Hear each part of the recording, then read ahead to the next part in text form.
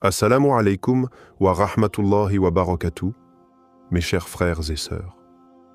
Aujourd'hui, je vous invite à plonger dans un mystère que peu osent aborder.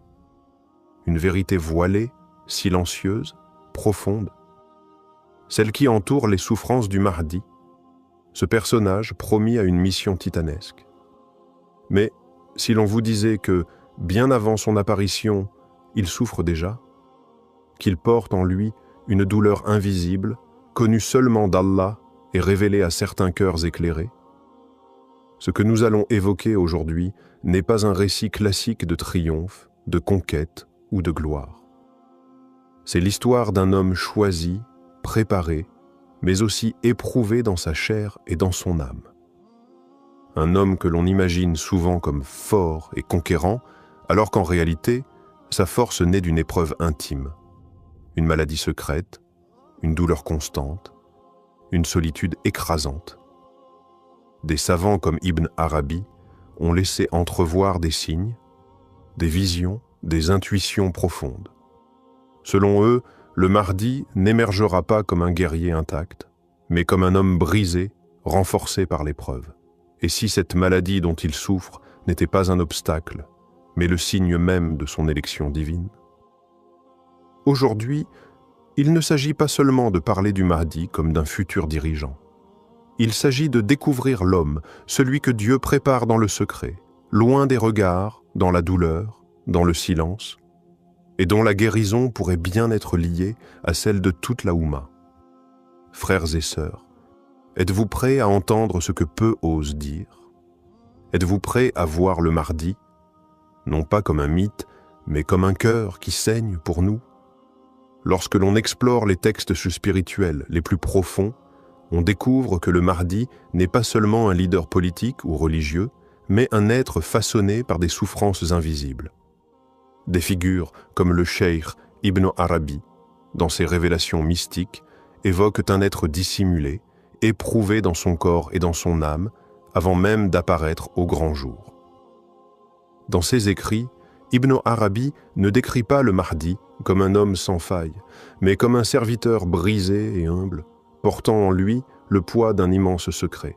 Il parle d'un homme caché parmi les gens, vivant dans l'anonymat, supportant des douleurs que peu peuvent y comprendre. Ces souffrances ne sont pas là par hasard. Elles sont un langage, un rappel, un pacte silencieux entre Allah et son serviteur. Certains textes anciens rapportent que le Mahdi serait affecté par une douleur physique continue, une faiblesse corporelle qui contraste avec la puissance spirituelle qu'il incarne. Il ne s'agit pas de simples maladies comme nous les connaissons, mais de blessures symboliques liées au destin de l'humanité. Sa douleur serait le miroir de celle de la Oumma. Plus elle est affligée, plus lui aussi est touché. D'autres savants parlent de nuit noire spirituelle, de solitude extrême, de silence imposé. Le Mahdi n'est pas formé dans la facilité. Il est forgé dans l'épreuve, car seule l'épreuve purifie, élève, réveille. Et pour guider les cœurs brisés, il faut avoir connu la fracture de l'intérieur. Ce n'est pas un héros de conte, c'est un cœur choisi, éprouvé, élevé. Et ses souffrances sont la première révélation de sa grandeur. Avant même la lumière, vient la brûlure. Les souffrances du Mahdi ne sont pas une simple fatalité. Elles portent une signification profonde, enracinée dans la tradition prophétique et la sagesse divine. Dans l'histoire de l'humanité, aucun envoyé, aucun homme choisi par Allah n'a été exempt d'épreuves. La douleur devient alors un sceau d'authenticité, une preuve de la proximité d'Allah. Le Mahdi, comme les prophètes avant lui, est purifié par la maladie et l'oppression silencieuse. Ce n'est pas une punition, c'est un affinement. Allah façonne ainsi ses élus, en brisant leurs attachements à ce bas monde, en les rendant entièrement dépendants de lui. Chaque douleur ressentie par le Mahdi l'arrache un peu plus à la dunya et l'élève vers l'invisible. Des savants disent que cette douleur est un secret entre Allah et son serviteur, une conversation muette, continue, qui l'accompagne jour et nuit. Elle le protège de l'orgueil, de l'impatience, de la colère. Elle le garde humble, doux, silencieux. Elle le pousse à se réfugier dans la prière, dans l'invocation, dans les larmes. C'est dans cette intimité spirituelle, loin des hommes, que le Mahdi est préparé.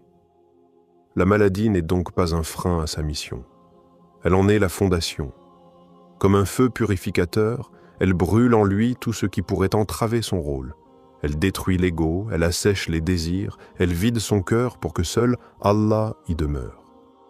Et lorsqu'il sortira, il ne sera pas un homme fort par ses muscles, mais un homme fortifié par la douleur, lucide, doux et redoutable.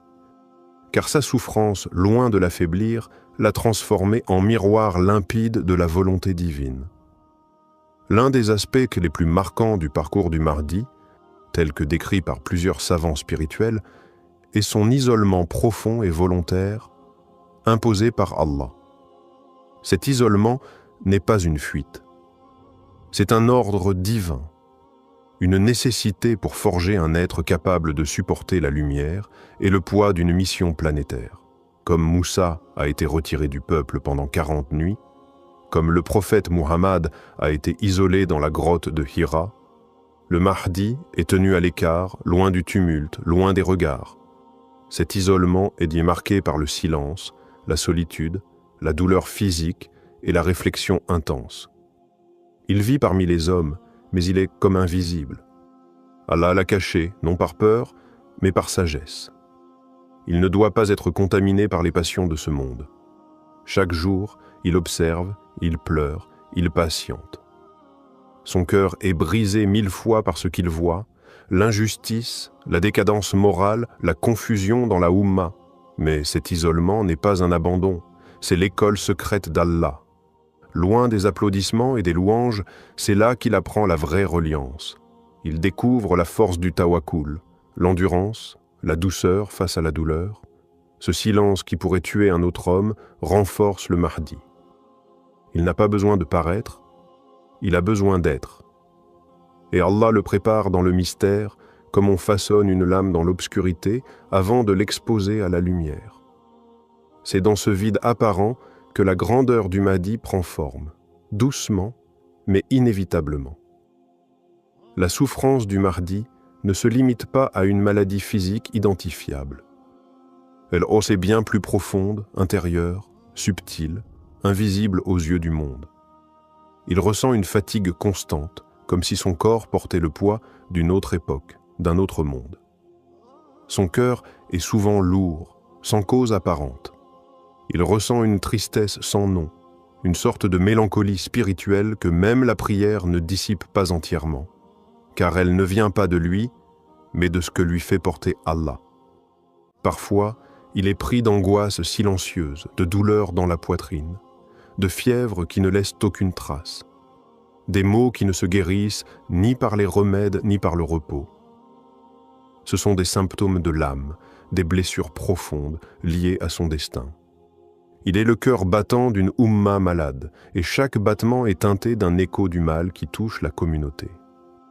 Il connaît aussi les douleurs du doute, non pas envers Allah, mais envers lui-même. Pourquoi suis-je encore là? Pourquoi suis-je celui qui doit porter ce fardeau? Il pleure parfois seul, dans la nuit, en se sentant indigne. Et pourtant, c'est précisément ce doute qui confirme son authenticité. Car seuls les véritables serviteurs se sentent trop petits pour une tâche immense. Il ne parle pas de sa souffrance. Il la cache. Il sourit parfois, mais au fond, son âme est en feu. Et ce feu est ce qui le distingue. Un feu intérieur qui ne détruit pas, mais qui purifie.